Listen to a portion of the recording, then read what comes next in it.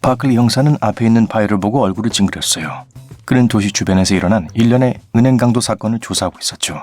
이렇게 잔인하면서도 능수능란한 사건은 본 적이 없어요. 금고문은 마구 부서져 있었고 무슨 일이 있었는지 알 수 있는 유일한 단서는 금고문 가장자리가 녹아 있는 것뿐이었죠.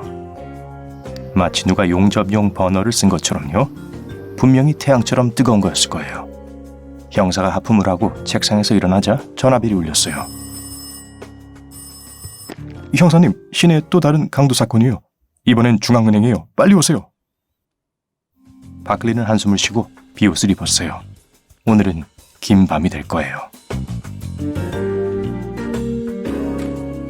도착했을 때 이미 현장에는 경찰팀이 있었지만 한 가지 뭔가가 그의 관심을 끌었어요. 이전 사건과는 달리 목격자가 있었죠. 구급차 뒤에 두 사람이 앉아 담요를 덮고 겁을 먹은 채 몸을 숙이고 있었어요. 바클리는 경찰에게 자신이 돌아올 때까지 목격자들을 여기 있게 하라고 하곤 안으로 들어갔어요. 현장은 이전과 비슷했어요. 두꺼운 금속문이 떨어져 나갔고 금고는 비었고 다른 흔적은 없었죠. 바클리는 증인들을 신문하러 갔어요.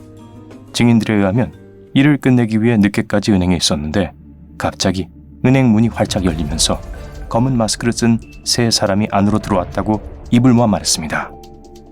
그들은 은행에 누군가가 있는 걸 보고 놀란 것 같았는데 그중 한 명이 마스크 밑을 잡고 올리곤 직원들의 얼굴에 침을 뱉었어요. 냄새가 지독했고 분명 독성이 있어 보였죠. 하지만 의식을 잃기 전 이들은 강도들이 금고 안으로 들어가는 소리를 들었어요. 그 후 밝은 섬광을 보았고 뒤따르는 쾅 하는 소리에 거의 귀가 멀어버릴 뻔했죠.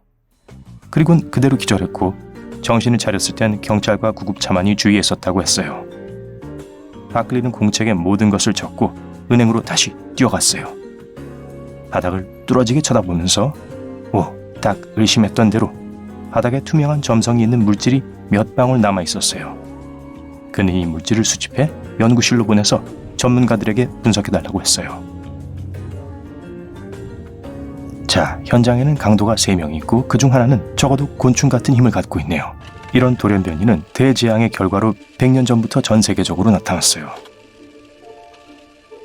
수백만 톤의 독소가 공기와 물에 퍼졌지만 새로운 세대가 태어나기 전까진 아무도 차이를 느끼지 못했어요. 70%에 달하는 아기들이 곤충 유전자를 받았고 조인적인 능력을 얻었어요. 그리고 물론 모두가 고귀한 용도로 이 능력을 사용하진 않았죠. 형사 사무실 문을 두드리는 소리가 났고 바클리의 파트너인 우지 형사가 들어왔어요. 그녀는 오직 동물과 곤충만이 들을 수 있는 초음파 신호를 낼 수 있는 불나방의 능력을 가진 전 K9 부대 트레이너 출신이었죠. 우주는 크게 3걸음 만에 바클리 책상 앞으로 다가와 우쭐해하는 웃음을 지으며 파일을 올려놨죠. 한번 보세요. 우지가 재촉했어요. 바클리가 서류를 훑어보자 그의 눈이 휘둥그레졌어요. 하지만 이러면 우리가 다 잡은 거잖아. 그가 마침내 소리쳤어요. 맞아요. 우지가 대답했어요. 잡으러 가죠. 그들은 관심을 끌지 않기 위해 경광등을 끄고 제레미 블리트가 사는 걸로 되어 있는 주소로 차를 몰았습니다. 2년 전에 연행됐던 사람이죠. 조사 결과에 따르면 은행에서 채취한 샘플에서 그의 DNA가 나왔어요.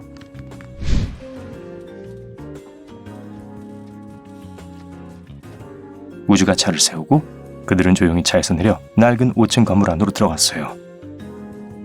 형사들은 삐걱거리는 마룻바닥을 조심하면서 아파트로 까치발로 들어갔고 문 앞에 멈춰서 시선을 교환했어요.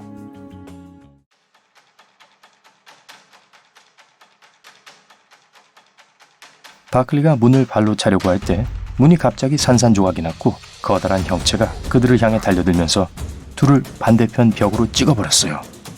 갑작스런 상황에 멍해진 바클리는 복도를 따라 도망가는 2개의 다른 실루엣을 보았을 뿐이에요. 그리고 그 거인은 뒤따라 나서서 역시 자취를 감췄죠. 그는 겉보기엔 육중한 검고 하얀 갑옷을 입고 있었어요. 바클리는 지원을 요청했지만 팀이 도착했을 땐 이미 너무 늦었어요. 범인들은 사라지고 없었죠. 아파트에서 그들은 더 많은 끈적거리는 액체와 껍질도 발견했어요. 텅 빈 흑백의 껍질로 마치 사람에게 딱 맞아 보였어요. 탈피를 했네요. 우지가 말했어요. 응, 바클리가 대답했어요. 이게 우리의 또 다른 단서야. 실험 검사 결과 이 껍질은 경찰의 또 다른 오랜 친구의 것으로 나타났어요. 안토니 스틸이죠. 그는 철갑충의 갑옷을 갖고 있었어요. 이는 세계에서 가장 단단한 물질로 오직 다이아몬드 회전톱만이 겨우 자를 수 있어요. 바클리는 잠자리 날개와 시력을 가진 경찰관을 보내어 토니 스틸을 찾아보라고 했어요. 그리고 우즈를 사무실로 불렀죠. 봐, 내가 그들의 활동 지도를 그려봤어. 이 패턴 보여? 아니요. 내가 이렇게 마무리 지으면? 바클리는 우즈의 반응을 보기 위해 쳐다봤어요. 이거 나선형이네요. 거의 마치 새우 같은 모양이야. 세 번째 남자가 누구인지 알 것 같아. 그리고 그 사람이 왜 대장인지도. 형사들은 지도에 따라 강도들의 다음 표적이 될 은행 근처에서 잠복하고 있었어요. 그들은 사흘 동안 근처를 조사하고 공격에 대비를 했죠. 결국 5일째 되는 날, 은행이 문을 닫은 지 4시간 후 3명의 인물이 건물에 접근하는 걸 봤습니다. 그중 거대한 사람이 망설임 없이 은행 문을 미쳤어요. 바클리는 매복해 있는 경찰관들에게 준비하라고 신호를 보내고 우주와 함께 은행으로 갔어요. 매니저와 합의한 대로 안에는 아무도 없었어요. 형사들은 강도들을 거의 금고까지 따라갔다가 모퉁이 뒤에 멈췄어요. 우주는 무슨 일이 일어나고 있는지 볼 수 있게 작은 거울을 꺼냈어요. 덩치 큰 남자와 다른 한 사람은 2걸음 물러났고 세 번째 사람이 금고 문 앞에 가까이 다가와 한쪽 장갑을 벗었어요. 장갑 아래는 작은 방아쇠처럼 생긴 크고 무서운 집게발이 있었어요.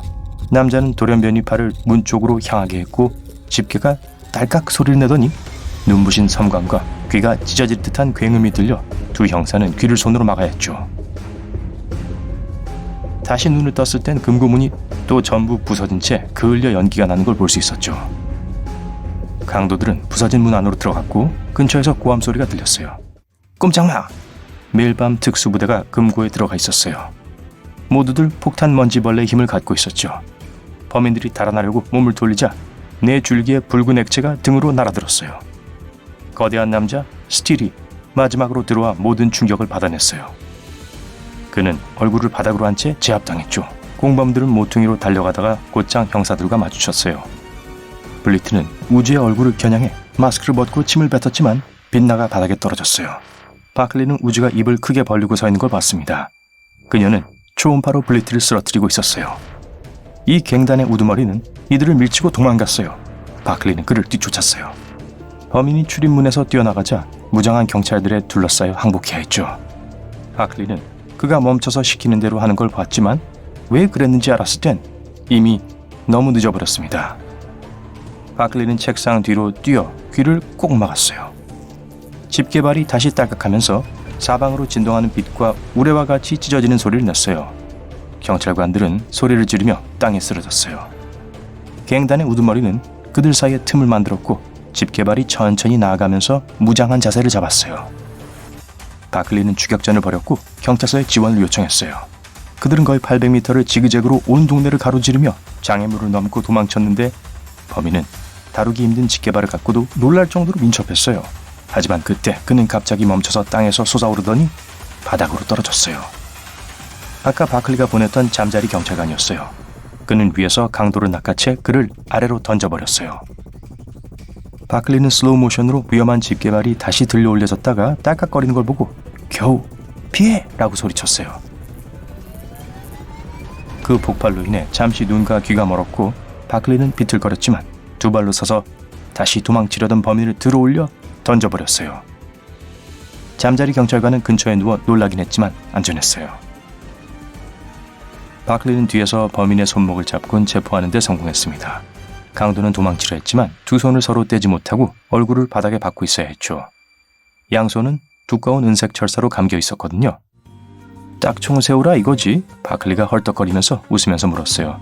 뭐 난 나무 껍질검이야. 나 같은 놈들에겐 까불지 않는 게 좋아. 가자. 경찰서에 데려다 줄게.